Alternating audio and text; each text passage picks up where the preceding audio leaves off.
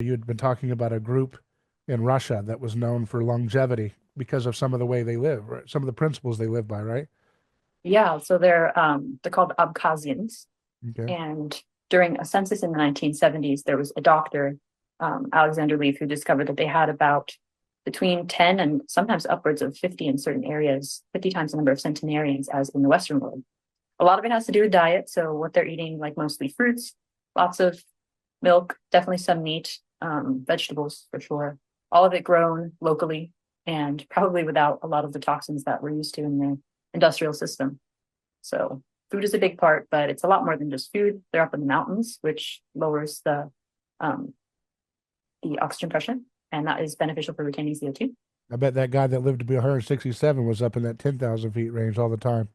Yeah, I think Probably he he was had to in. be. I think he was in one of the higher villages, if I'm not Yeah. mistaken. But What was his yeah, name? Uncle Buck or something? I don't actually remember his name. It's a Russian name, so it's one probably I need cough or something.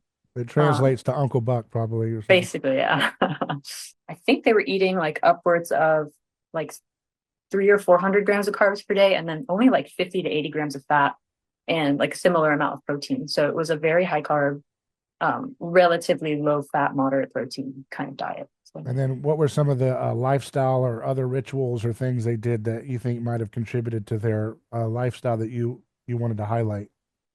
it's not just that they had long lives, long healthy lives. They had really positive attitudes throughout their entire lives, and that's something I've noticed seems to be disappearing from aged populations in the Western world, at least in my experience. They had like total internal locus of control, uh, just super positive outlooks, wanting to learn new things. Like there's a video, a documentary, I think it's a 60-minute documentary where they show um, all these different old people and they're like joking around with each other while they're doing these tests. They're like taking their blood and they're joking around, like they're having fun. They're not like, you know, like, why are you here? Weirdo. Like they're asking questions of the researchers, they're joking with each other, they're laughing. It's like what you would expect of young people, but in old people.